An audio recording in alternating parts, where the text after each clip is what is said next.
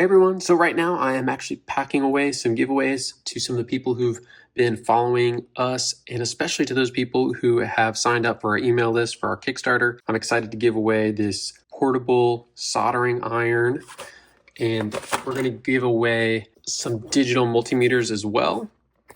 And we have a electronic screwdriver set.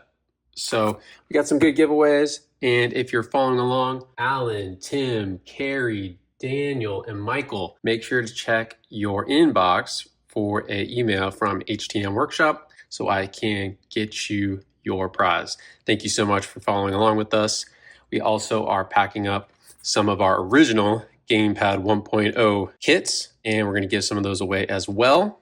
This kit was sort of the precursor to the GamePad Quest. It's a 2-button GamePad video game system that you can build 1 or 2 games on. The big difference between this and the next iteration of the kit is there's just going to be so much more training, and I'm actually going to teach you how to build the GamePad 1.0 version on a PCB board.